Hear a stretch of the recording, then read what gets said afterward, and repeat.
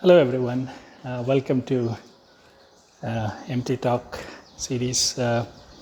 Today, I'm going to talk about the correlation between awareness and parenting based on popular demand. Some people said, "Yeah, all that is great."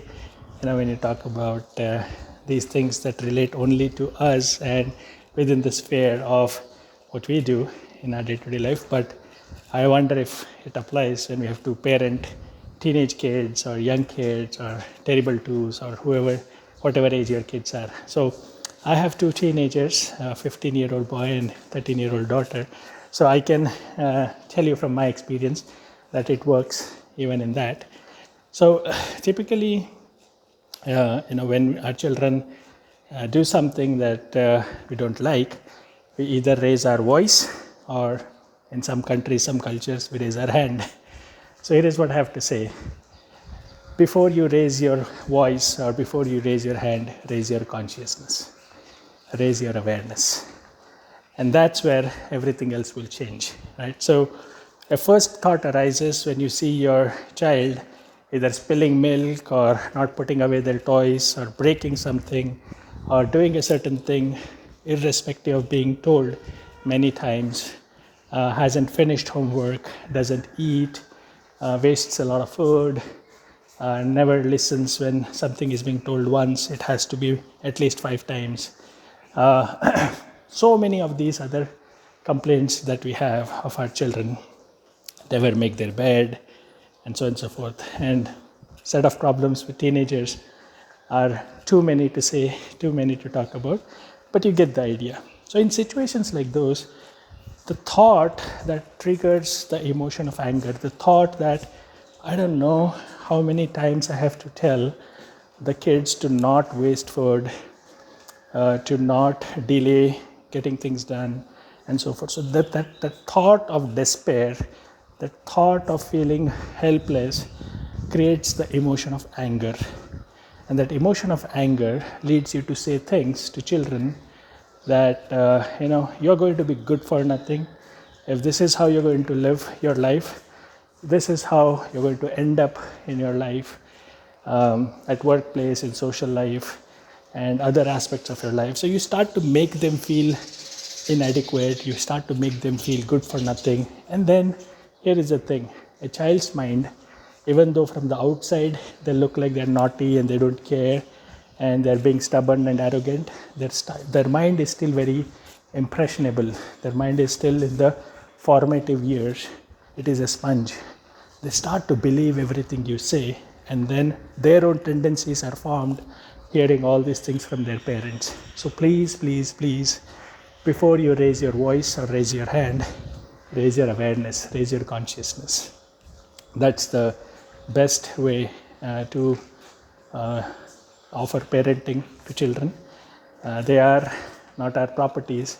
We are their custodians. We are responsible to raise them by sharing with them and implementing the qualities of consciousness, right? So in those moments of anger, in those moments of despair, if you just look at what thoughts are going on in your mind, my God, this boy, I don't know how he's going to live his life. I don't know how he's going to make decisions. I don't know if he'll end up in a good college. I don't know if he will make the right choices, the right company of friends. Will he be able to really clearly see how his life is going to unfold because of the decisions? All those things, right? It's all churning. It's all illusion. In those moments, let's just eliminate the churning and then share with the child an emotion and a thought that I care for you, I love you, I want the best for you, and I know these are teenage tantrums and you're influenced by what you see, and you want to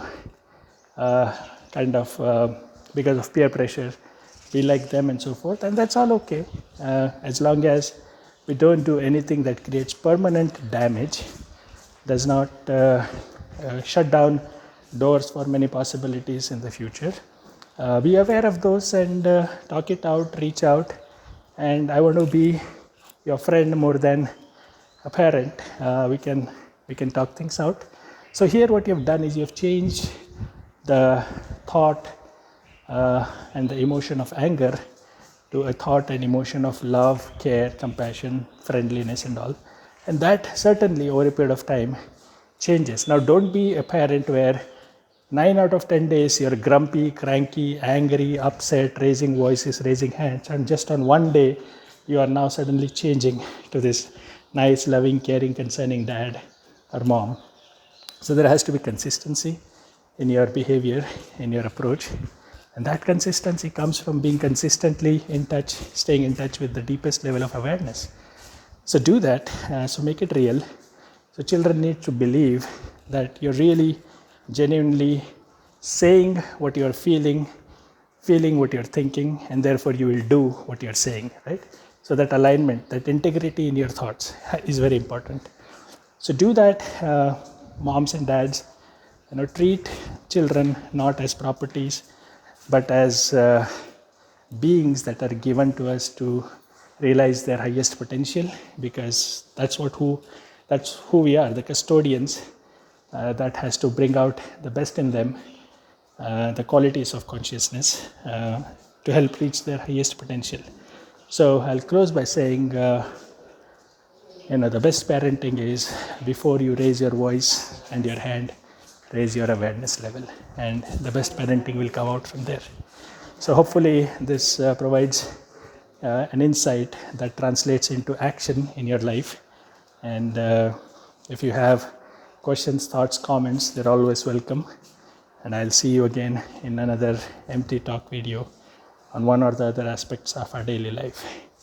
Stay safe, go inside, love and peace. Talk to you later. Bye-bye.